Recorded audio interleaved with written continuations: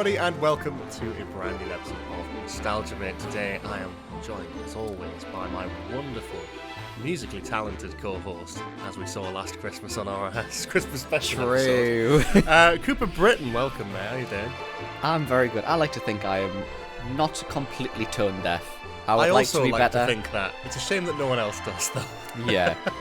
I mean, it's a shame the other 0 people who hear me sing in my car most days don't.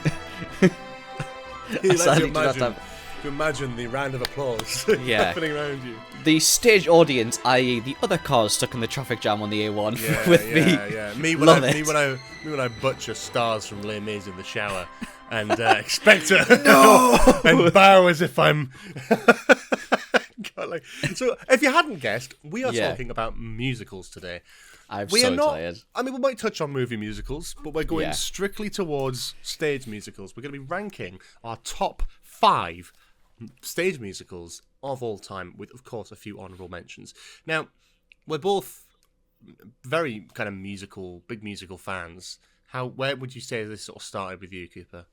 I would say my addiction to musicals is honestly unhealthy. I'd actually say it's to a point of it is unhealthy. It has a chokehold on my life that it shouldn't, but it does. I mean, I grew up, I was very much a Disney Channel kid growing up, so I kind of grew up with the kind of musical theatre-esque shows. It was only within the last couple of years, though, that I've really, it was kind of at the back end of uni where I, almost rediscovered... My sister joined a musical theatre school, and I kind of rediscovered musicals off the back of that.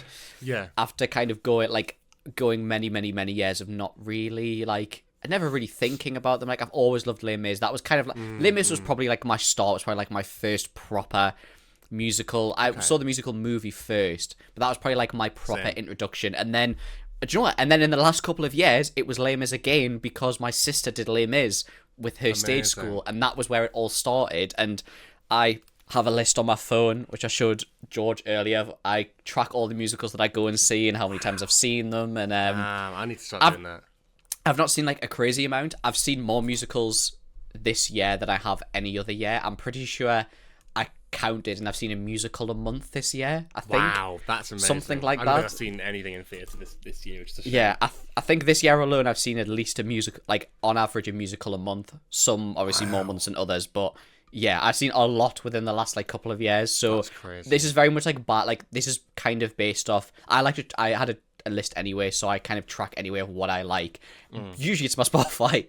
What am I listening to the most on Spotify at the moment? So, but yeah, I fucking love musicals. I've seen some amazing musicals, and I'm so excited to talk about them because they're just fucking great.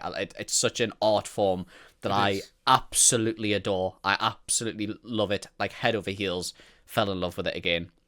I love that. For me, it's always been a big thing, I think, because it's my parents were big musical fans. So the story I always tell is that because I've been into musicals before I can even remember. I think that tells you everything. Is my parents were so obsessed with musicals and would listen to musicals. One of the musical films that came out when I was a kid was Chicago. I think have I told this on this podcast already? You told us. Please keep going because it's a great story to tell again. I have told this story to people multiple times. Have I told this on the podcast? Yeah, because I've told people this story. Dementia. My parents listened to Chicago quite a lot when I was a kid. I loved Chicago as a kid, without really knowing, of course, what any of it meant. Because by the time I went into nursery, and the teachers told my parents that I'd performed the opening song from Chicago, all that jazz with moves and dances and everything.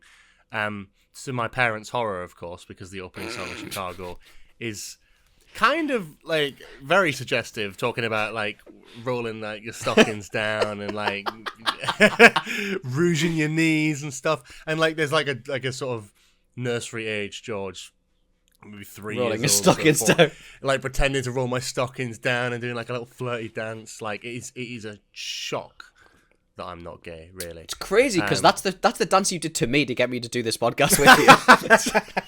hey. It's crazy that it still works. That's a 2 pint difference, man. 2 pint difference. crazy that he still got it. But yeah, I'm so I pitched this episode and said I think we should do this, and George loved the idea straight away, and I was like, this is gonna be such a good episode. Like, I've had so many people in my life being like, how have you not done a musical episode yet? Like, it's mad, mental. isn't it? We've just never 86 episodes in. That's where we get potentially, unless we move the order around. So I probably shouldn't have said the 80 number, something episodes in. Yeah, sure. I'm excited about this. There's so many musicals that I love. Not many that I've seen in stage, mostly like movie musicals as well. But like, I think if we're going strictly by stage, I've got some interesting ones today and interesting experiences to talk about. A lot of mine have movie versions, but I've kind of strictly trying to go for. A lot of my musical experience comes from. I feel like that sounds so upper class. A lot of my musical experience comes from seeing them in theatre. So yeah. Mister, I go to the theatre every week. No, I think a lot of it for me comes from like seeing the movie and then seeing this on stage, right? Yeah. So as with any of our top fives, we'll bounce back and forward, and we'll talk about each of our favourites because it's unlikely that we're going to have the same one. I mean, maybe we will, maybe we won't. This one might have crossover. I don't know. I think with this one, I reckon we will have one crossover. I'm dead serious. I think the other 8 of mine, I genuinely don't know if you've seen. Top 5, mate. Yeah, no, I mean, but my honourable mentions as well. I think we'll have one honourable mentions we'll just talk about, and then... Our top 5, I think we will probably have one crossover.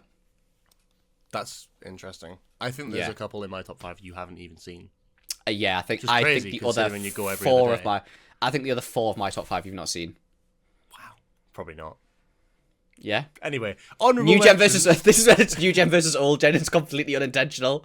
Like, yeah. Cooper, give me your honourable mentions. Rattle through all however many of them. Honourable mentions are first honourable mention: Joseph and the Amazing Technicolor Dreamcoat. I saw this in January. Amazing stage show, fantastic music. The music, particular for this one, I absolutely love. I love Any Dream Will Do. It's fucking incredible. I love singing that song in the car. It is amazing.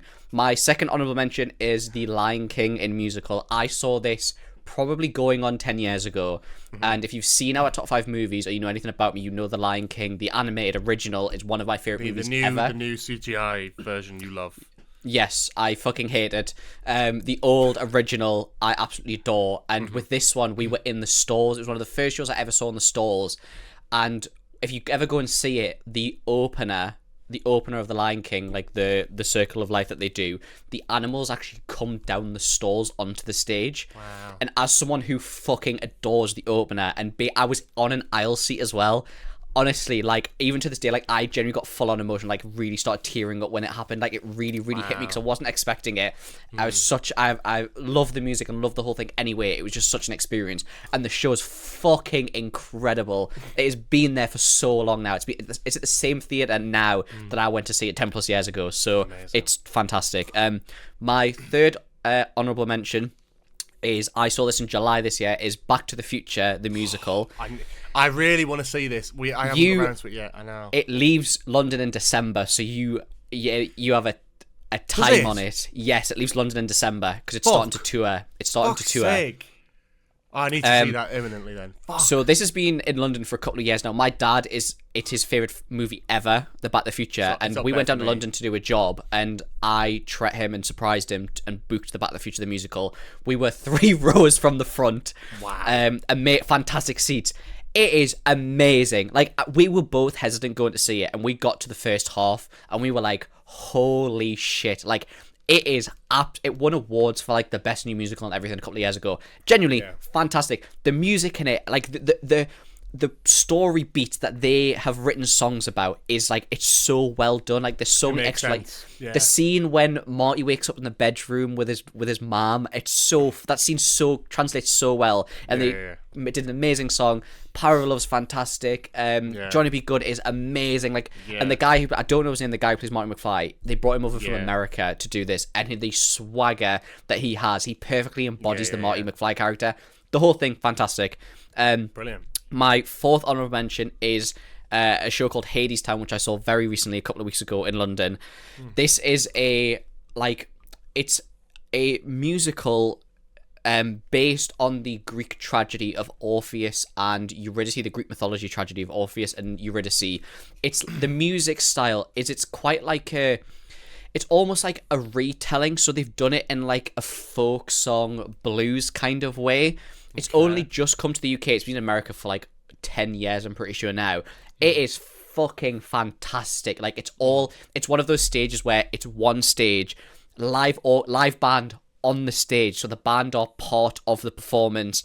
The characters pick up musical instruments through, like, it's all done with like banjos, and it's all like brass instruments, cellos, basses, loads of different stuff. It's fantastic, and the people who I went to see were fucking incredible for it, so I love it. Love the music for it. Have listened to it since. Fantastic. My final honourable mention, which I would be absolutely slaughtered if I didn't mention this by my family, is the Book of Mormon. Have you seen the Book of Mormon? I have, yeah, I've seen the Book of Mormon. The Book of Mormon, if you don't know what the Book of Mormon is, it is basically a piss take of the Mormon faith written by the writers of Family Guy. So you can instantly imagine. I thought it was South Park. Oh, it might be South Park. It might be South Park. I think it's South Park. Yeah, South Park. It is. You can imagine. It is so funny. The music is hilarious. It is the most jarring musical you will ever see in your entire life. It's probably the most R-rated musical. It's unbelievable. It's good. I knew it was R-rated because my dad. I think we went to see it for my dad's birthday, and I think it's the 5th time he's seen it in total. My parents saw it, and then were like, "You love this. You need to watch it." And they watched it with me again in London. Absolutely loved it. Yeah, really. And my dad, really my dad, my sister, and my mum had seen it, and my dad, and my sister warned me, being like, "Oh, it is jarring." Like, there are some moments that you're like, "What the fuck is going on?" And even I felt like I got whiplash during it. It is properly. It is out of this world. Like, it's bonkers. That is my speed run of my honorable mentions in probably like 5 minutes. I've got 3 in mind. Yeah, there we go. I have a really strong top 5 that I like firmly just love. But my sort of honorable mentions are ones that I don't know if I could put in my top 5, but I've thrown in here just anyway. Chicago, of course, already mentioned. Classic. I grew up loving that one. Oliver's another one that I loved growing up. Oliver's touring soon, I think, and I've seen it when I was really young. It's in London now, so I'll be touring soon. I really want to see it again. Oliver's great. I like it. Fantastic music. I haven't seen it in many, many, many years. But I used to be obsessed with that when I was younger. I used to love. Oh my God, what's the song? Reviewing the Situation. I used to love that song. Sung by Fagin. As he sort of contemplates whether he wants to be a bandit for the rest of his life, and I used to love that song. I performed it a few times when I was in primary school. I loved it. I really enjoyed that song. Mamma Mia is the 3rd one on my list. Mostly known as like a movie musical. Sure, is actually a stage musical. Never seen it on stage. Would love to. Because I love the Mamma Mia film. Oh, what's in it? The woman who plays has just finished playing Donna. I got to see her at like the Magic the Musical concert a couple of weeks ago, and it was fucking incredible. She was so good. Yeah, I can imagine it being very good. So I'm very keen to see that at some point. Because I love the film, and it's so camp and daft and fun and stupid. I'd very much like to see that live. So those are my 3 honourable mentions, really. Those are the 3 that I kind of want to talk about before getting to the top 5. Lush, I'm so ready. I'm already loving this episode. What is your 5th? I think if one of us says something that one of us is going to mention, and the other person has got in their list, maybe we sort of halt and go. Yeah, absolutely. But if not, we'll just go ham. So, Cooper, what is your number 5? My number 5 is a very new musical and a very recent musical I saw, and it is Hercules, the musical. Okay. I went to see this 3 weeks ago in London when I saw Hadestown as well. Yeah. I love the Hercules animated movie already, and this stage show appeared. And I was like, I have to go and see this. I have to see this. Because we don't know when it's going to 2 hours. I need to see this. Went down, booked good seats for me and my sister's birthdays. It was so good, man. Like, the music from the from the animated show, I already love. Go the Distance is one of my favourite, anthem kind of Disney songs ever. And the performance of it and the extended version that they wrote and did for the stage show is absolutely phenomenal. The staging, the dancing, the muses, oh my fucking god, they absolutely nailed the casting for the 5 muses. They are like stunning, and the voices perfectly match up. Like, and I'm not trying to compare, like, it's its own individual thing. Meg, fan fucking tastic. She has like the ego kind of swagger, but just on another level. Amazing. And then they also, because obviously they've written so many new songs for it, because the original doesn't have actually that many songs in it. All the new songs are fantastic. Fucking Hades has his own song in it now. It is unbelievable. And they also continue to do the monsters. They had the monsters in it that Hercules fights and defeats, but did it with full like puppetry, like how they do it in Warhorse and everything like that, with full puppetry. Absolutely out of this world, and I just loved it, and I was so happy that I finally got to see it, and it just lived up to all my... I was so worried that it wasn't going to be as good as I had like hyped it up in my mind to be, but it is so good. And then on Friday they fucking released the cast recording, and oh my god, they've just released it. They've just released the cast recording, and it's all I've been listening to, and I love it so much. I fucking adore it so much. That's amazing. I've never seen. I'm really not familiar with Hercules. So I can't. The original Disney animated fantastic. It's great. I'm shocked it's taken them this long to adapt it into a musical, because obviously they've done quite a lot of Lion King, Frozen. I'm shocked it's taken them this long to do it, but it was so worth it. It's so well done. I'm so glad. I'm glad you enjoyed it. I've not really got much of a desire to see it. It's not really on my list, but hey, you never know. In the far future, maybe I'll have a gander at it. My number 5. Unsure if it'll be in your top 5. Unsure if you've seen it. You probably have. You've at the very least studied it. Blood Brothers. Studied it. Haven't seen it. I'm going to be seeing it because it comes to Sunderland this year. I have somehow never... The last time it toured, I think I missed it because I was away. My girlfriend's seen it in Newcastle twice. My girlfriend goes to see it every time it comes to Newcastle with her family. My sister's seen it because she studied it. I've not seen it. It is touring. It's coming to Sunderland Empire this year, and I have said, whether it's on my own or with people, I am going to see it. I have to finally see it because I still remember it from studying it. Yeah, it's a brilliant musical. It really is, and it's really underrated.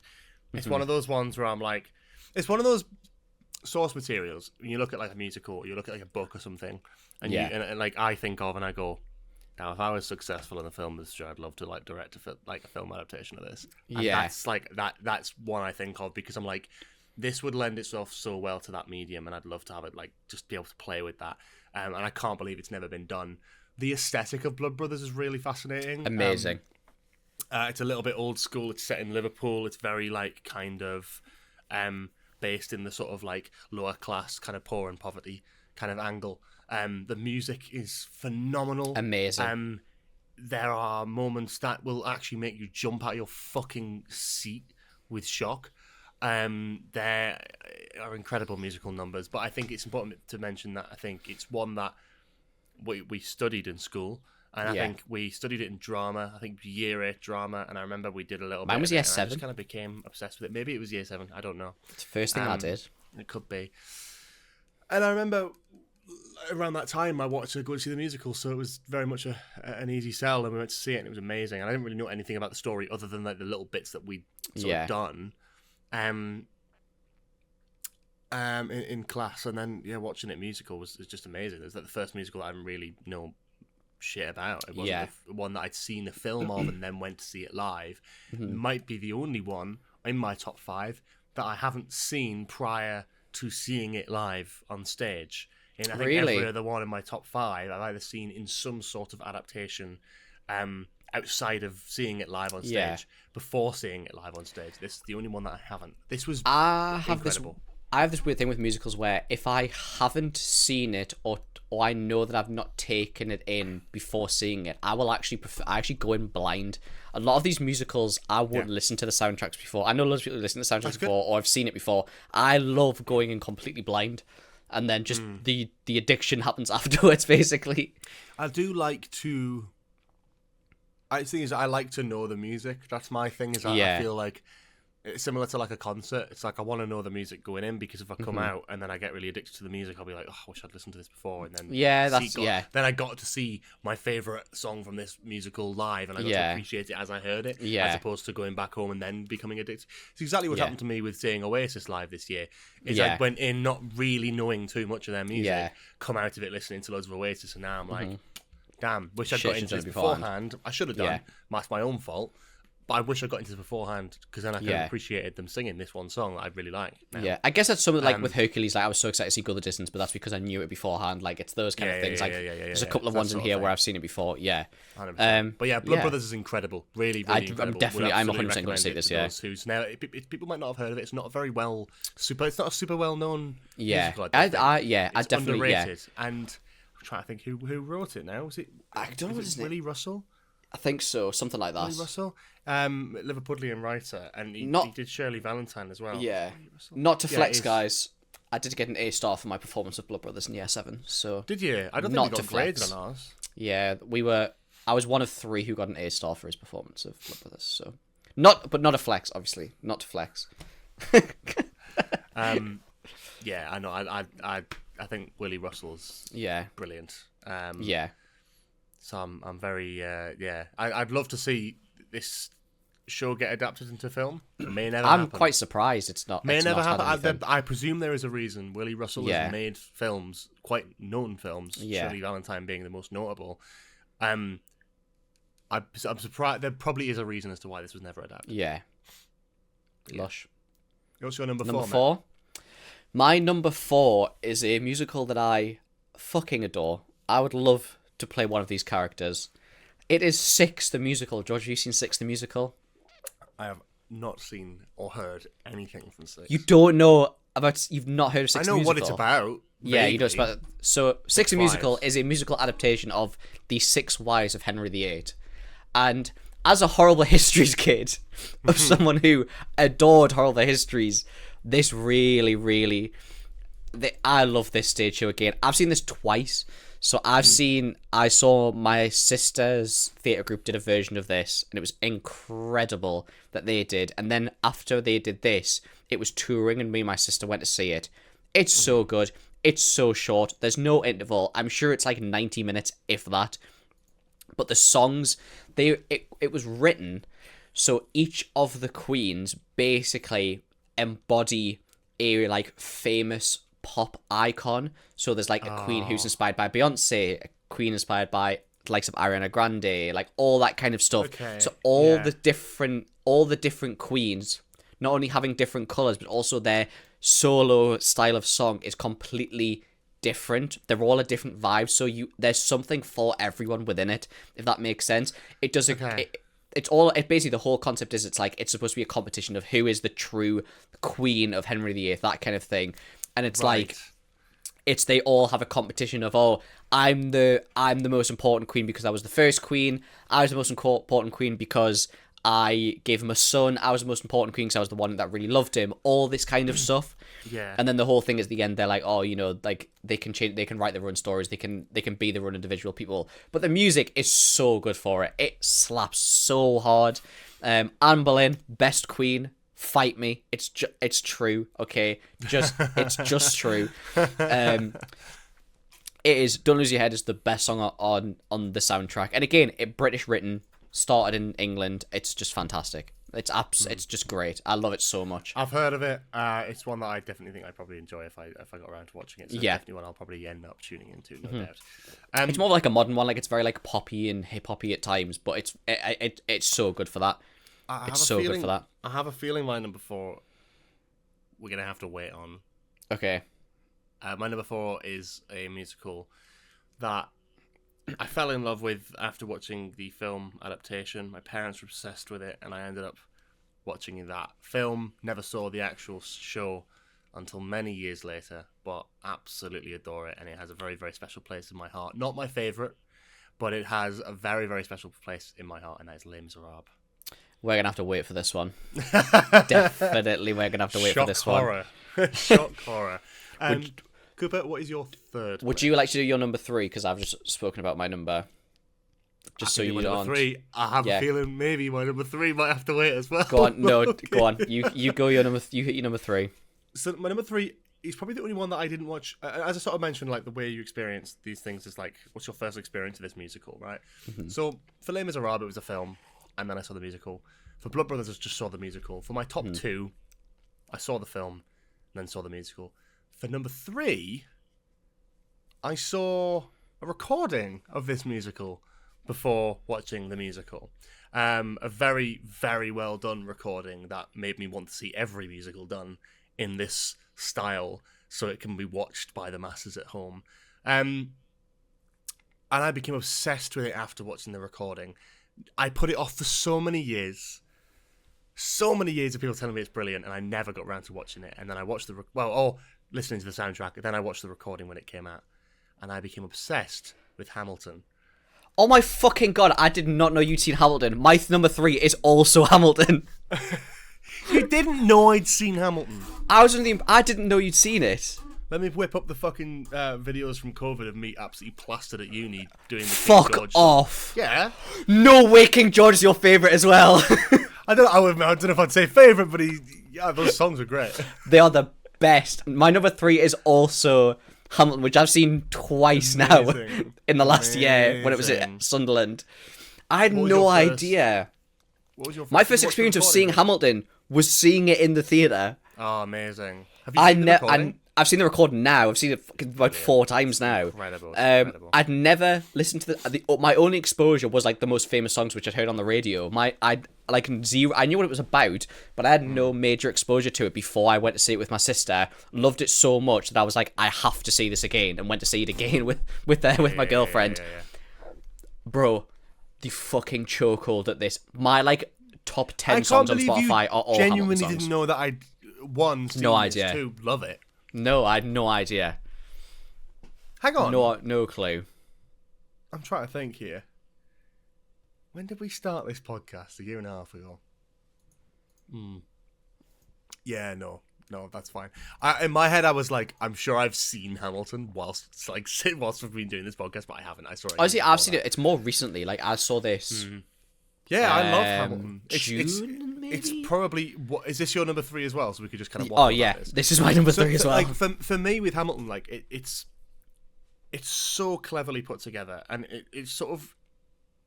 It baffles me how well it is. It's like, I don't know why I never checked it out before then. I think there's always like a distaste and everyone tells you something's brilliant. You're like, I don't want to watch it. And then you watch it and it is brilliant. Yeah. With Hamilton, it's like the amount of historical knowledge I feel like I'm able to pick up through this. Absolutely. Via such succinct songwriting and musical talent across many different genres to be able to mix sort of this sort of 90s, almost like, well, not even just 90s, but just sort of generational different levels of like hip hop with musical theatre is something so profound and brilliant. Like I don't Lin-Manuel think is the goat. I don't think a musical like this comes out very often. I don't think it does. And even from Lin-Manuel Miranda, like I hate to say it, In the Heights ain't all that for me. I don't really like In the Heights that much. I don't really enjoy that. But like Hamilton is absolutely fucking incredible. I think this is such a diamond in the rough when it comes to like a sea of new musicals that come out. This is so fucking incredible, and if it wasn't for just pure nostalgia or sentimental value for my top 2, this would be number 1 easily in terms of technical ability. Like this, I was going to say Hamilton has made a very good claim to be my number 1, and it has been very close within the last couple of months. For me with Hamilton, it was like you see it, and then you appreciate it, and then you listen to the music. And then it's like, it's the same thing I have with Sabrina Carpenter, where you listen to it and you have your favourite songs. And then like a month or 2 later, you listen to it again and you will be like, oh my God, but this song's great. Oh my God, also this song's great. And then you have like a whole 3 new favourites. Like, and then it's like you have a fucking playlist that's just the whole Hamilton soundtrack because like, and it's when you look into it and you see like, the things like it has 42 songs because he lived for 42 years. The reason why some characters rap more, the reason why some characters don't rap at all. Like there's so many little intricate details why characters say these things, why they don't say why Eliza doesn't say helpless after a certain point. Like there's so many different levels to it, and it is generally a mastercraft in like the not only like just musical talent, and all the cast, the original cast recording are all fantastic. Leslie Odom is amazing as Aaron Burr. The great thing about Hamilton is it's probably the most accessible musical, I would say, because of the recording. Because on Disney Plus, you've got the entire recording there. It's about 2.5, 3 hours long. It is absolutely worth watching, and that'll get you hooked on it because it's filmed so well. It's not just one static camera. Staging, of a musical. It's not like when you get to Christmas time and you see like the local pantomimes recorded for ITV. It's a professional recording that is almost film-like. I don't even think you could ever do a film adaptation of Hamilton. No, How would that even work? You'd have to do some. I don't know. I genuinely don't know. It's the one that I'm like, I could never see it. I would love them. I mean, Christ, if it was done well, I'd 100% eat that shit up. That'd be amazing. Yeah, absolutely. I couldn't imagine them doing it though. No, nor do I. I think the recording version of the stage show is perfect anyway. It's just so well done. Like, there's so many different things. Like, the King George character is fucking fantastic. The writing, the songs that were written for him. They're both what's his name, Jonathan Groff, who played the original, and then the one that I saw at Sunderland, he was fucking incredible. My favourite songs, "You'll Be Back" is one of my favourite musical theatre songs. I have a playlist on my phone, on my Spotify, of just musical theatre songs, but it is titled "Musical Theatre Songs That Make You Go Da Da Da Da Da Da Da Da Da." That's the title of the playlist. I love that. It's so good. That. Like, I just love it so much, and I'm so glad. I genuinely had no idea. I had no idea. Yeah. I fucking love it, man. I mean, if I can go back and find some of those videos, I mean, I need to see these videos. These videos exist for me as well, but sober. Oh yeah. No, I love Hamilton. I was obsessed with it during the back end of COVID. Definitely. Yeah, that's when it came out, wasn't it? Like that's when the recording came out during 2020, because it was like they'd filmed it and they had it on whatever for years, and then they sold it to Disney Plus to sort of have something to bring out, kind of during COVID. So yeah, Mike, when I first saw it, absolutely, the first thing I did when I saw it is I like caned my shot, and I was like, I'm going to learn the whole like opening rap of my shot. Do you know it? And off the fucking dome, do I know it. Go on then. I am not throwing away my shot. I am not throwing away my shot. I'm just like my country. I'm young, scrappy, and hungry, and I'm not. Hang on.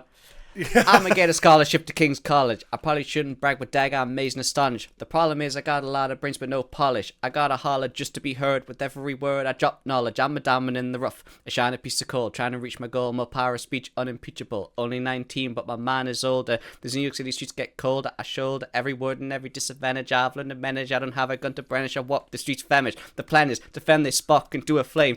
So damn, it's getting dark. So let me spell out my name. I am the ALEXAND. We are meant to be a colony that runs independently. Meanwhile, Britain keeps shitting on us endlessly. Essentially, they tax us relentlessly. Then King George turns around, runs a spending spree. He ain't never gonna set his descendants free. So there will be a revolution in the century. Enter me. There we go. I did not know how I was going to go on. I would have gone the whole first verse. I tell you. Man, look. Off the dome.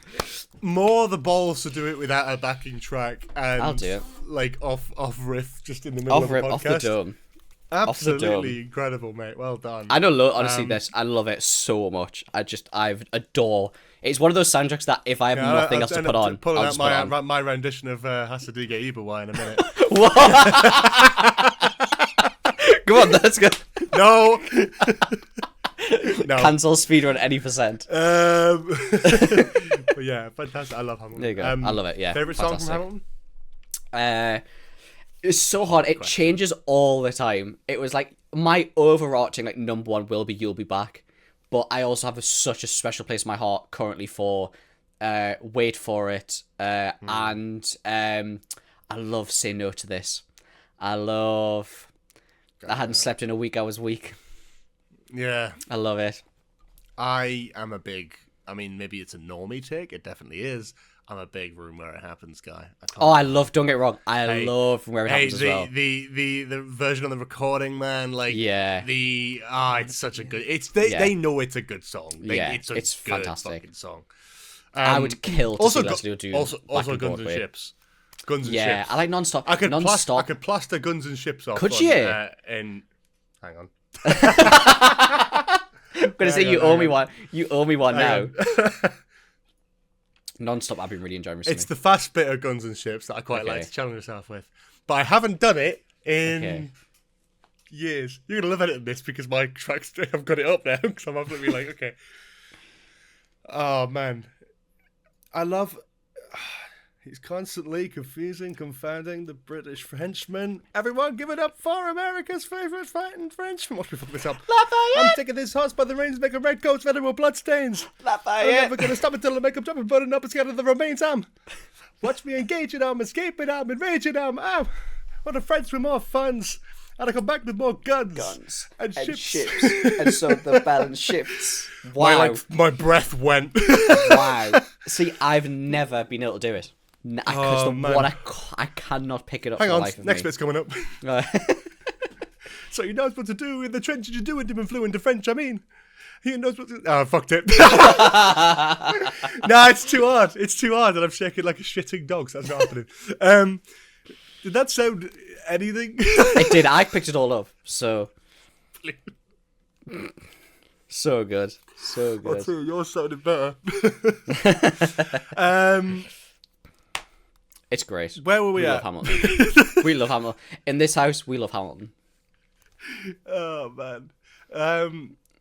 I've spent too many hours of my life embarrassingly singing on camera. Does this mean did you hit Hamilton TikTok while it's been a renaissance? Have you been seeing all the memes and stuff? It was this one where it was like Dobby caught in a glue trap.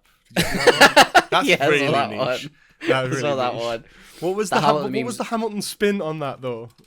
Dobby. Oh god, I have no idea. The Hamilton memes at the moment have been so good. Of just like Hamilton hates his wife, leaving in the middle of the night. Like, what was the meme so though? It funny. was Dobby dying in a glue trap. But what was the song? I have no idea. I can't remember. I thought. It's all the like Alexander come back to sleep memes that I've been obsessed with. Oh yeah, they're really good. Alexander come back. So good. So fucking funny, man. I need to stop. Okay. So good. But yeah, like proper like Ashby takes. I've completely derailed this now. I Yeah. have no idea We've what's done happening. it. Second place. My second place. I don't know if you might not know this or have seen it or have heard of it. It's called Dear Evan Hansen. I think I've probably mentioned it to you. What? I'm familiar with it, but I've never seen it, and I don't know if I ever will. I can't lie.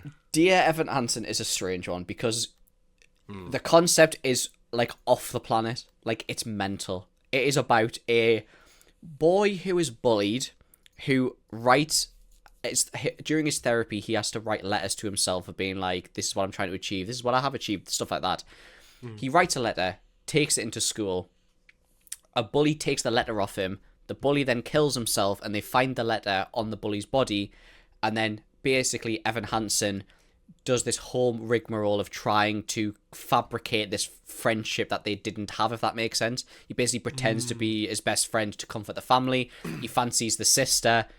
It's so strange, okay? Why does the bloke kill himself? Because he picked up a letter from this guy. No, he was already going to, like, he has a bad life. He was already going to kill himself. He bullies Evan Hansen. I was like, in my mind, is like he's taking one of these like. No, he self-help bullies letters Evan and he's like, Hansen, takes his letter, and is like, "I'm fucking having this," and puts it in his pocket. Right. And then on the night time that he took the letter, he kills himself. So then it looks like he's written a letter. It looks like the bully's written a letter to Evan Hansen, if that makes sense.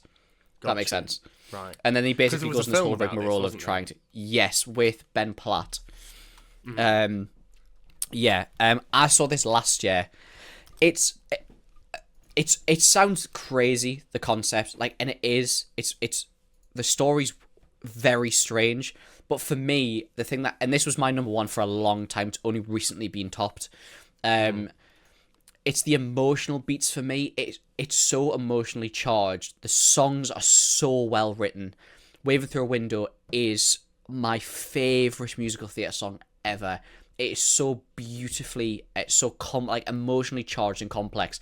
It hits so close to home. But the whole album, like, it's all about like family struggles and like the picture of an ideal family compared to the family that he's growing up with. All that kind of stuff. it's so well done. Like, and it also, Mm-hmm. it like the mental health side of it as well. Like, there's this whole side of it that is about like fundraising for men's mental health and all that kind of stuff, and like that you're never alone. There's always someone walking the same path as you, and all that kind of stuff. It's like beautiful. It's absolutely beautiful. And I saw the guy who I saw who played Evan Hansen, called Ryan Copel. He was like out of this world, like absolutely out of this world. Like, his acting was so emotionally charged. He was in floods of tears by the end of it. Like, it's how it should be. He was, and I think that as well. Like, I was so blown away by his like rendition of all of these songs. Yeah. But then he also created like a distaste, because it's like such a love-hate relationship with theatre. Is like, you will go and for 3.5 minutes see the best rendition of the best song ever, and it's gone with the wind, and you will never get the chance to see it again. Never get the chance to. It's on YouTube. There's versions on YouTube, but it's not the same. Like, you'll never get to experience that, and it's like it created like such a love, but also like such like frustration as well. Like, it's such one of the greatest things. But also, that's the monkey's with paw of theatre. musical theatre, isn't it? Exactly. It's got a fantastic thing to have, but you'll never get it again. But it's so like I've actually not seen the movie version. As much as I love the musical, I've not actually The movie seen version has the movie. 28% on Rotten Tomatoes. Apparently, it was terrible. Yeah. So the soundtrack from it's good. Like they're good versions of the songs, but yeah, like it really. I remember coming out of it and just like sitting at home having to take like 10 minutes to be like, I cannot believe what I've just experienced. Yeah. It was genuinely like just, and the ending is just like, it's a weird one, because like it's like musical theatre and like all this kind of stuff. You're like, oh, happy ending, did it, all this, that, and the other, and it's not a happy ending. Like, it's such like a monotone ending, but it works so well, and the finale and the songs and the music are so well done. And again, the characters alone have such amazing solo songs, amazing renditions. There's some fantastic writing in there. It is just, it's beautiful, and it does get a lot of backlash because a lot of people don't like the story and think it's just too weird and that it just doesn't really fit. But music wise, it's just so good, and if you actually think about it, the emotion, like the charged emotions within it, are just so perfect. So there you go. Amazing. I don't know if I'll ever end up seeing that one. I mean, I probably will end up coming across it at some point, but I've heard many things about it, mostly probably to do with the film that came out a few years ago. Probably got a lot of the backlash at the back of that. This is such a fucking vibe shift, and I'm so sorry. My second place is such a Marmite musical, I think, because especially the movie adaptation, some people love it, some people hate it. I have felt both of these things. I've never hated it, but when I first watched the film, I didn't get it at all, and I thought it was just insane batshit nonsense, and I was like, I don't know what the story is, it doesn't make any sense. Then I saw it live,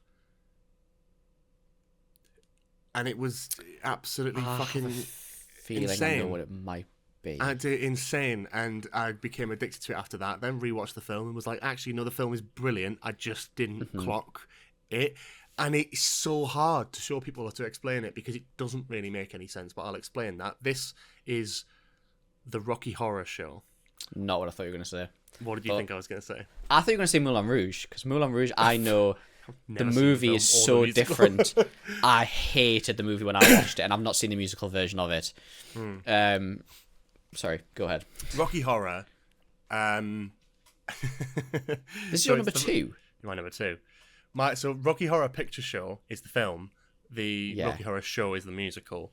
Now, they're obviously both very different, but they're very, very connected in the fact that the film was made very, very soon after the musical was first made and starred a lot of the people from the original musical cast, including, of course, the now wonderfully famous Tim Curry and Meatloaf. The fucking film is insane and is batshit and doesn't make any sense, but it is actually an incredible adaptation of the musical. The show itself, have you ever seen Rocky Horror? I've not seen Rocky Horror. Man, oh man, if you want a fucking theatre experience, this is one. I would like to see it, yeah. It is... It would not... Like, I don't know what I expected it to be. Rocky Horror... So if I had to explain Rocky Horror to people who weren't aware... it is a sort of parody of 1950s sci-fi B-movies. The idea of, like, science fiction double features... You know, the opening song of the film and the musical kind of just lists off a bunch of films from this era, like Forbidden Planet and there's like the Creature from the Pit and shit like that. I don't know. There's a bunch of things that are referenced in that opening song that kind of embody the vibe of what this film is trying to parody. You've got this sort of conventional couple who are so in love and so happy and proper like old school musical. Their car crashes down in the middle of a woods in the middle of nowhere on the way to sort of celebrate their new engagement. And they stop by a castle to try and get help and use their phone. And inside this castle, it is filled with sort of androgynous, pansexual aliens who flaunt their sexuality and transness. And it's wonderful and brilliant and expressive. And the film in its sort of self is it, and the musical is a sort of deep expression of sexual freedom, I think, and also just personal freedom, being yourself, and kind of not apologizing for that at all. These very conventional, standard, like straight couple being slowly indoctrinated into these sort of hypersexual kind of like singing, dancing ways. The film doesn't make any sense. But I think if you follow it and educate yourself on what it is and then watch it, I think it's a much more enriching experience. I would actually recommend seeing the musical first. I think it's something to say for all of musical theatre, because I think musical theatre sometimes gets, not this backlash, but this tendency to that it tends towards a certain audience of a certain sexuality or a certain whatever. And I think musical theatre is one of those things that it is so beautiful and so expressive, and some of the greatest music in the world comes from musical theatre. And I just think musical theatre as a whole is one of those things that if you enjoy it and you love it, whether you star in it or you just enjoy seeing them and listening and singing along to the music, you should wear it as a fucking badge of honour and wear it on your chest. Absolutely. It's one of those things, and I think with this, it's like, then we go to the actual experience of watching the show. Rocky Horror has been around for years. It has a cult following. When I went with a group of people from work, I've seen the film, they hadn't, but no one expected what we saw, which was there were people just in the theatre, like watching it, just wearing full lingerie. Really? That's it. It like dressed up in the style of the people in the musical. Yeah. And it's not one of those things where it's like, oh, people engaging with the musical, like it kind of ruins it. No, they're encouraged. This is a cult following thing. Yeah. The entire script of the show has a secret script that Uber fans know by heart that add jokes in. Crazy. Wow. So to give an example, and you can find clips on TikTok, I'd really recommend looking it up. It's very funny.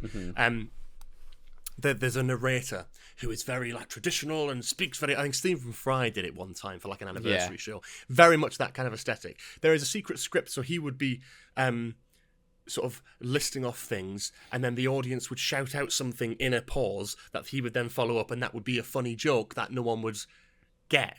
Wow. So there would be a pause, and someone from the audience is sort of designed to shout, "Describe your balls," and then the narrator then goes, "Long, black, and pendulous." Like these jokes are not in the script, but they are in the script, and it's only if the audience shout it out that it connects. Yeah. There's a character who pauses before saying hello.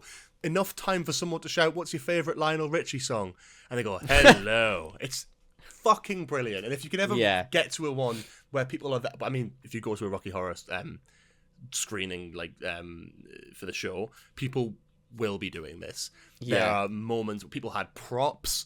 There was like there's a song called "Over at the Frankenstein Place," which isn't a very emotional song, but people certainly get their fucking lights out for that. There was a woman at the front who had a dildo with Christmas lights wrapped around it doing that. Wow.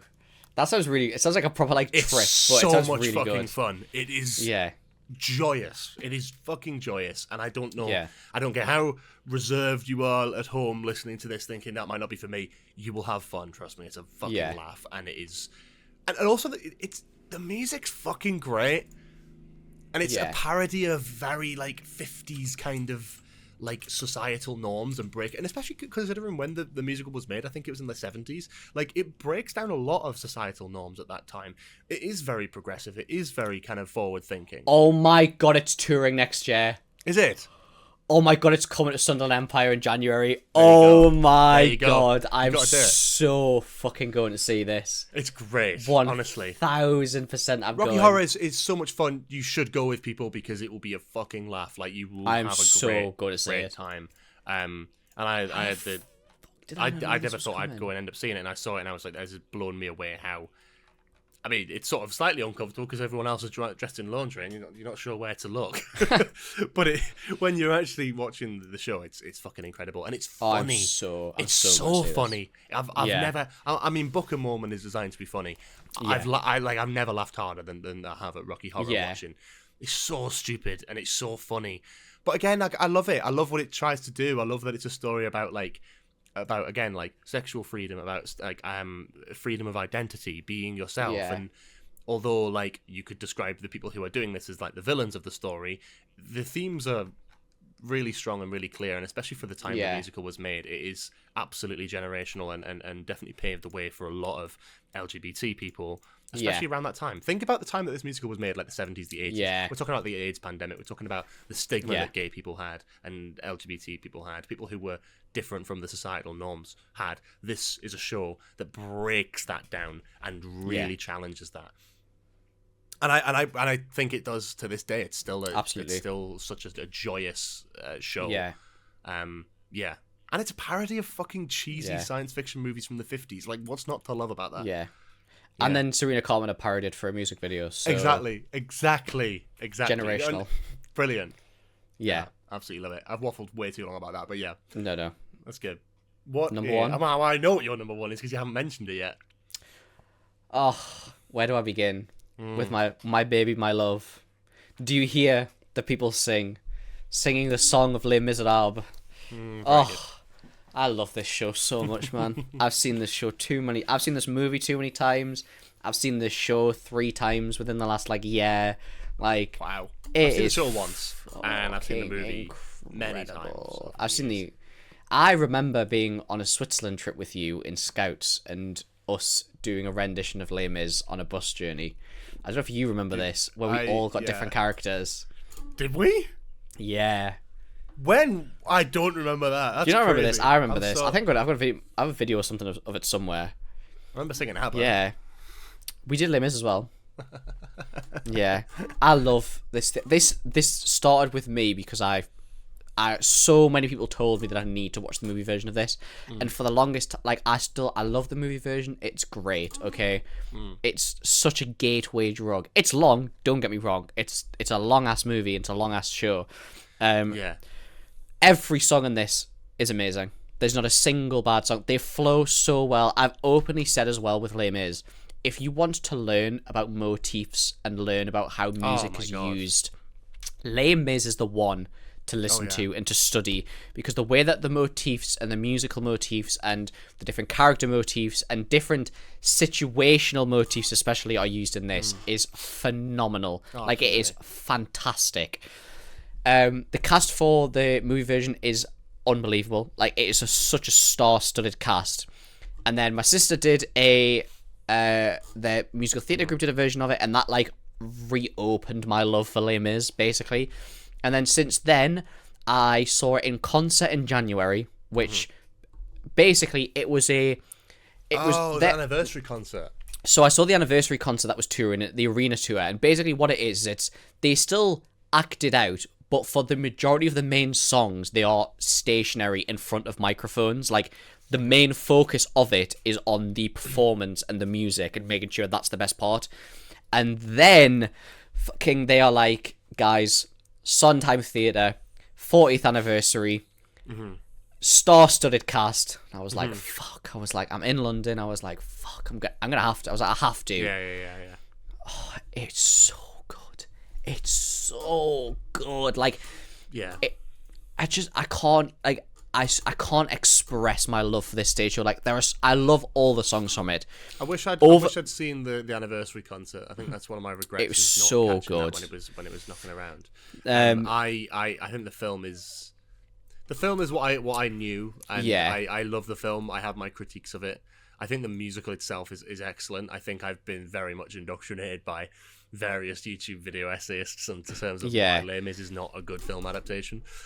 And do you there know are what? some things that I would agree with on there, but I also think it was a film that I loved when it came out, and yeah. I will say now, after seeing it so many times in the theater, it's made me go off a few things from the Les Mis movie a little bit. Yeah. Like, so when I saw the concert, I've told you about this. The guy called Bradley Jaden, who played Javert, and he's now playing Javert in the 40th anniversary. Mm-hmm. I used to love Russell Crowe's version of Stars. Mate, I Russell Crowe can't. is not good in that I film. can't listen to it now. Like, I actually genuinely can't. Like, he's okay. It's very it's like, I just can't. But I can't you know even what the problem stomach is? it It's the now. live singing of the film. That's the issue with the film. Yeah. They do this whole stupid fucking live singing thing, which is not good because it means you're filming. I mean, how long are you on a film set for? Realistically, at least 8 hours a day. 10 hours a day. And you're going to be doing it at Les Mis, which has barely any spoken lines, and you are singing Zero spoken lines. Yeah, you are singing for like 8 hours plus a day with very little breaks. Hugh Jackman doing his fucking Wolverine routine and fucking starving himself with a stupid fucking water diet for the opening scenes of the film. Yeah. And then also singing 8 hours a day. You could permanently damage your fucking voice by doing Your body, just like it's not what healthy. are you doing? It's and it brings out worse performances. And I think I am paraphrasing Sideways, a fantastic YouTuber who did a brilliant video on Les Mis, which I will send you, Cooper. He's the same guy who did the music video about the Rise of Skywalker. Yeah, I love this. The best performance in the film is from, and I'm trying to remember her name. Is it Eponine? No. Which one is the one? You talking about Anne Hathaway? No, I'm not. I'm talking about. Bollocks! What is her fucking Who are you name? talking?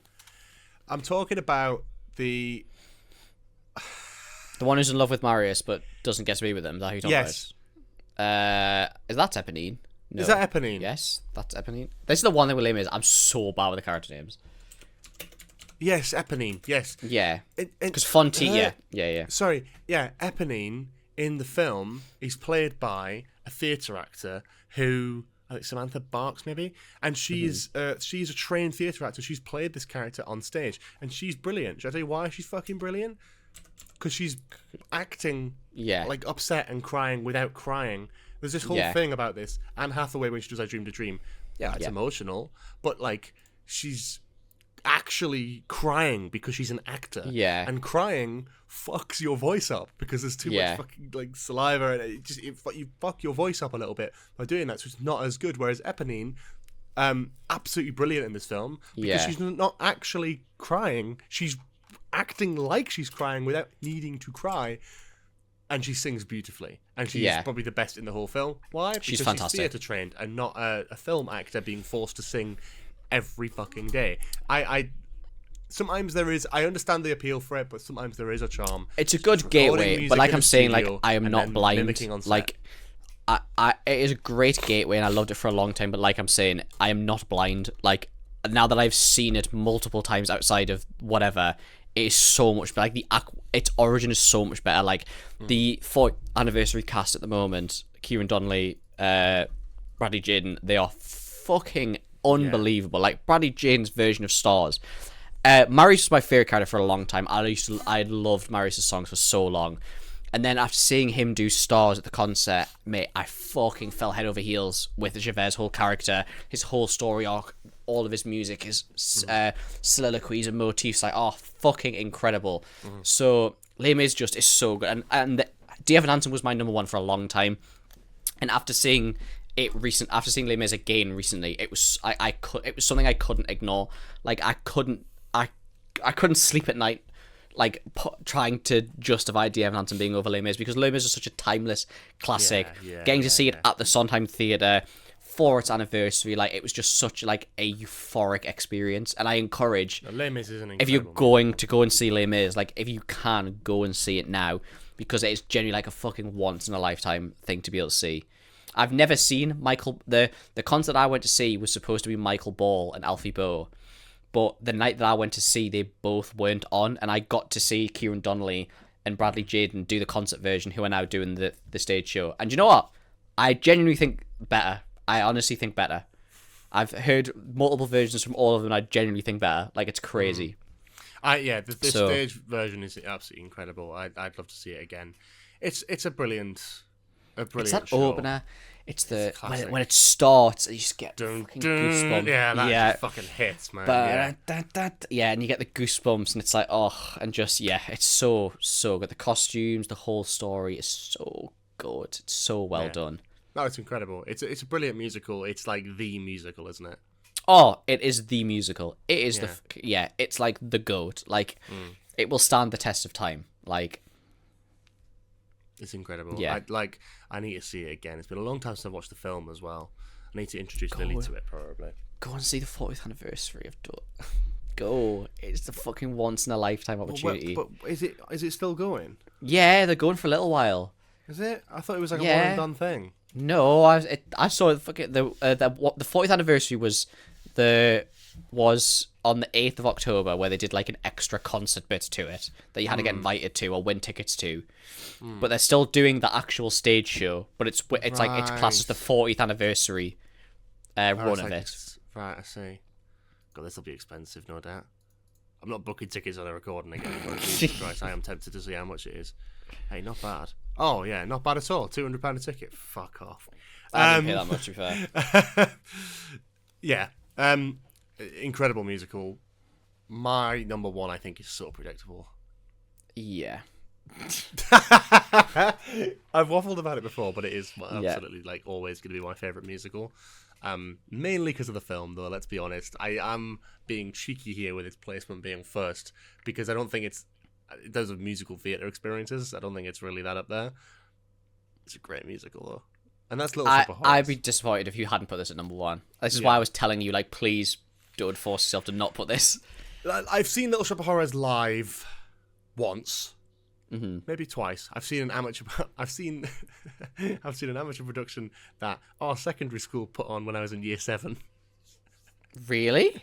Yeah, they did a production of Little Shop of Horrors. That's and I've seen it live in Newcastle with I think it's another amateur production because it hasn't toured professionally in a long time. I love Little Shop of Horrors. I love the original film. It's one of my favourite films of all time. It's sort of a film that I've become obsessed with. I've become obsessed with all the details of. I've talked about it so many times before. Seymour, a talking plant, killing people and feeding it to a plant to make it bigger. That the whole sacrifice that you pay for being famous and then regretting that. And it's a love story. It's a horror story. It's a slasher story. It's a story about a giant singing plant. I just is so good, and I don't know why I've been hyper obsessed with this since I first saw it when I was younger, but I have and will. And if I see it come back as a production, I will want to go see it. I fucking love it. I also love the fact that the musical is so much longer than the film is. There's so many songs which were cut for the film, not just a handful, because that usually happens, but a lot. Like, we're talking half of the fucking album is cut for the film, That's which is mad. Crazy because the film's only like an hour and a half. It's a pretty run and done thing. It's a great film and it works. Yeah. I don't think it would work as well with all these extra songs, admittedly. But it is fascinating then watching the musical and being like, damn, there's so many new musical sequences in here. You've got like Mushnik and Sons, where you've got this whole like adoption storyline, which is never in the film at all. You've got other stuff as well, which is just like kind of sidelined to make the film run quicker. But the biggest thing, I think the biggest difference between the two is obviously in the film, you've got this phenomenal animatronic and puppetry work that brings the plant to life. Is unparalleled. You're never going to get that on stage. No. And I think there's always a sort of level of that. When you see the stage production, still, I mean, I think even when I saw the sort of like semi-amateur one in like Newcastle Town Centre, it was still very impressive. Like, they still managed to really, they still do different versions of the plants at different sizes to make it bigger and more impressive. My biggest thing is the ending in the show is really anticlimactic, whereas the film is, which I'm very critical about the film. It has 2 different endings. It has a director's cut ending and has an original ending. I prefer the director's cut, but the 2 endings of the film are leaps and bounds above the ending in the musical, and I think on stage, which is such a shame. But there's no other way of doing it, because both the original endings and the film require the plant being this giant fucking menacing, almost boss battle-like presence, which you just can't do on stage without having a much bigger budget, and kind of completely reinventing it. So I don't think there's a way of going about it, but That's my only criticism of that. I think it's a wonderful show. I think if you get the chance to watch the show, I would. But hey, if you want a good movie musical to watch, you'll never beat Little Shop of Horrors. For me. It is. Have you actually seen it? I've not seen it yet. I'm gonna get my girlfriend to sit down and watch it with me. Watching Little Shop of Horrors, like the film, is just. Yeah, you just it's the practical effects element. I mean, it's fucking directed by Yoda. It's a thing, isn't it, where they did all the music in half speed or something like that. They had towards the end of the film because the size of the plant. Yeah, they had to film. Well, they unlike Les Mis, they actually pre-recorded the songs and then played it back on set and mimed. But they played it back at half speed because the plant movements were so particular. Yeah. That they couldn't. They had to get it right. Before. Yeah. So they had to do it half speed. So then the actor Rick Moranis, who's brilliant, would have to sort of mime singing at half speed, make it look realistic. Yeah. Because when you speed it up, I think for years I never even realized that's how they did it, and I was like, my god, that's so impressive. Because you genuinely, even with knowing that, you can't tell. You can't tell for shit. You watch it back, and you're like, no, that looks like Rick Moranis actually singing on set. And it's like, no, not only is he not singing, he's miming, but also he's miming at half speed and making it look realistic, while still being able to act. And acting at half speed, like, it's crazy. Bonkers, isn't it? So well made, that film. It's so well made. And I don't know. It's so hard to explain because for me, I have such an affinity with it, but I don't think other people have that. And everyone else just sees it as like just a crap 80s film. I can't express my feelings towards it when I see it. It's a fucking brilliant film. I love the songs. I love the idea of it. You have Levi something. Oh my god, Levi Stubbs. Who was a singer in the Four Tops, I want to say. Yeah, the Four Tops. It's an R&B group. He's the voice of the plant in the film. Yeah, it's so. And he's I know the music from it and the plant and stuff, and it's so like beautiful. I mean, he's got a beautiful voice. He's incredible. It's a fantastic casting. Good. Oh, it's a brilliant casting. And then they tried to remake it recently, and it never went anywhere. And I do think it's a shame because I'd love to see a new interpretation of it, even if it will just never be as good. I would love to see some sort of big new interpretation of it. It would be CG, and that loses the charm. But hey, you never know. They might not have done it CG. They might just not have done. They might have done it like they did it back in the old days and just did new exciting stuff with it. I don't know, but yeah, incredible film, incredible musical. I am being a bit cheeky because the stage musical I don't think is as good. I think if you're gonna watch this, you need to watch the film, and the stage musical is great if you know the film, but the film is the absolute peak. Yeah, absolute peak. Lush. Well, that takes us on to Just News, so let's jump into that. Before we go on to Just News, do you have any musicals that you're eyeing up that you'd like to go and see?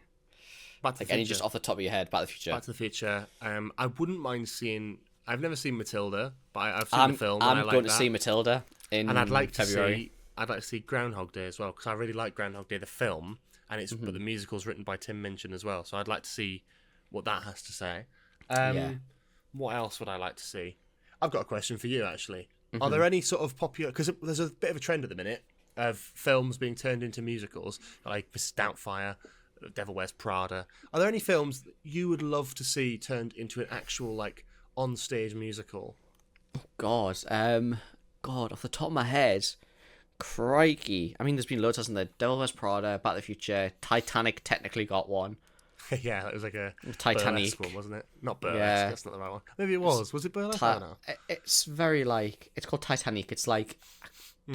Is it in the thingy of the... I can't remember. I don't... Off the top of my head, no. But I think the best ones are always the ones that you would never in a million years expect them to do it. Because I don't think in any universe would I ever expect them to have done Back to the Future. I'd like to see like a proper Blues Brothers one. Yeah, that would be Because the Blues Brothers film is class and it has some great music in it. Yeah. And I could see that being brought to life. I'm surprised it hasn't. Sinners the musical. Oh, Sinners would be class. Maybe a bit too much for theatre. I'm not sure. Pretty cool though. I'm trying to think what else there is. The Muppet movie. Fuck yeah. Oh, hell yeah. Come on, a Muppet Live. Yeah. Fuck yeah. Hell yeah. Beyond that, I've got a few I'd like to see. I'd like to see Phantom. I really, really, really want to see Phantom of the Opera because I've never seen it. And I want to see Starlight Express as well. Starlight Express is apparently the new version's I've heard really good. Newsies is good as well. I've heard very good things about that as well. Have you seen Wicked? That's probably the biggest one that's coming out soon. I've seen the first movie. I've never seen it on stage. No, never. I've seen the first. Wicked's film, another one that I'd also feel like I need to see. Yeah, definitely. But again, London. Gotta see them in London. Ain't touring anytime soon. Yeah, I know. Okay, let's shift on to News. our Just News story of this week, which is submitted to us by the wonderful Elle. This is, and the reason I'm saying that is not to give her credit this week, just to sort of push past that. I didn't pick this story, but this is brilliant. From a headline perspective, especially what's going on in the news at the minute, this is brilliant. From Leicestershire Live, man declares he's now attracted to men after taking painkillers. Checks out. A man prescribed painkillers to treat an injury says his sexuality has changed since taking them. Scott Purdy, 23, dumped his girlfriend of 6 months after taking pregabalin and realising he was attracted to men. He says the drug, which is known as Lyrica, was given to him after he broke his foot at a go-karting event earlier this year, reports the Nottingham Post. Scott said, being on the drug made him more open and not bothered what people think or say. The company which manufactured... Okay, so can we just clarify? This is a gay man who was just closeted. That's all this is. He didn't, This was a gay man looking for an excuse. It's like they're going... No, it's like... Okay, the drug helped him be open and not give a shit. That could be something. I don't think it's fair to say the drug made him gay. It's going very like Alex Jones, like, turn the fucking frogs gay, you know, like, I don't think it's the same. Apparently here. the drug is used to treat epilepsy and anxiety, but it's also taken to treat nerve pain. Oh. The company which manufactures the medicine says has said it is an important and effective treatment option for many people living. Yeah, you just said that. Scott, who is unemployed and currently lives with his housemate in Louth, Lincolnshire, said, "I've noticed my libido for women had gone, and I was wanting male attention." Good man. I was with my girlfriend I had been with for around 6 months. I had never been interested in men. When I was younger, I was a little bit curious, but I'm very happy. I want to keep on taking it because it makes me feel happy about my sexuality. It makes me feel very open and liberating. Pregabalin is also used to control paranoia and anxiety. It's made me so open and not bothered about what people think or say. Well, that's probably what it is. It's probably you're a closeted man, and you've got anxiety around potentially admitting these feelings to yourself, and you've taken this anti-anxiety medication, which has made you feel maybe slightly more open and better about this, and you've kind of taken a leap. And I came to the realisation that when I took it, I wanted males. Why does he keep just saying the same thing in different ways? It did come as a shock to people. I posted it on Facebook. For fuck's sake. I didn't tell them the reason. I didn't tell them the reason why. I just said to them, I'm open, I'm gay. Scott had been taking codeine until January this year, but had been experiencing negative side effects was GP prescribed pregabalin. He added, I'm not angry because it's made me who I am. Is manufactured by Pfizer. Pharmaceutical giant also makes Viagra to treat sexual dysfunction in both men and women. They said when prescribed and administered appropriately as per the approved label, Lyrica is an important and effective treatment option for many people living with chronic neuropathic pain, generalized anxiety disorder, epilepsy, and being straight. That's not what it says. The clinical... Oh, this is very boring medical trial stuff. I find this quite funny because it's sort of like a fine line of like, as far as the world of politics goes, we're now in a world where if you take painkillers, you're either going to be autistic or... I find it so ironic that it's one made by Pfizer, who've already had backlash from COVID vaccines. Did they get backlash? Yeah, I'm pretty sure they got some pretty significant backlash for some sort of either real or non-real reason. But I also find it quite ironic that they also make Viagra. Maybe he's been prescribed the wrong thing. Maybe they've just got it mixed up, and he's just been like, It could very well be a thing where he may have just he's been out on the town with his mates and he's took one of these things thinking it's a painkiller. He's got an erection and he thinks, I must be gay. It's not going down. We're living in a strange world at the moment where it seems like anyone can just say that this drug does this and everyone will believe them. Although I don't think anyone's believing the whole Tylenol thing. What are your opinions on that, Cooper? It's the stupidest thing in the entire world. So I find it quite ironic that Donald Trump, who is how many years of age? How old is Donald Trump? 70, 70. He's 79 years old. He's 79? I can't believe that. Actually, I can believe that. He's senile. Christ. Donald Trump, a 79-year-old man standing in front of the world news and saying that Tylenol is the cause of autism and he has never seen anyone above the age of 70 with full-blown autism. And everyone looked at him and went, we have.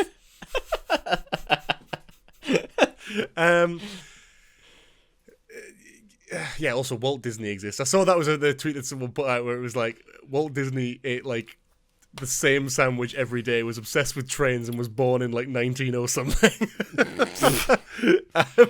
Anyway, we're going off topic here. What are your opinions on drugs? What, recreational? Either recreational or ones that turn you gay or autistic. Recreational? No. Gay and autistic? Yeah. Someone clip that. Clip that, someone. Clip that, please. Clip that, please. Thank you so much for watching this episode of Nostalgia Bit. We hope you've enjoyed it. What is your favourite musical? Do you have a favourite? Let us know below what your top 5 is, or your top 1, or top 3, or just don't talk to us. Or tell us if you take drugs that make you gay or autistic. Thank you very much for watching. If you're listening to us on Spotify, please give us a hearty 5-star review. You know it really does help. Subscribe to us and follow us both on Spotify, YouTube as well. We're on our track to 500 subscribers. Yeah, I think so. Rapidly approaching. I don't know how to say rapidly, but we're there. Encouragement. Yeah, we're rapidly approaching 500. Get on the flows off the train. tongue nicely. Thank you so much for watching. Follow our socials in the description below as well, and we'll see you all next week. Bye-bye. Bye-bye.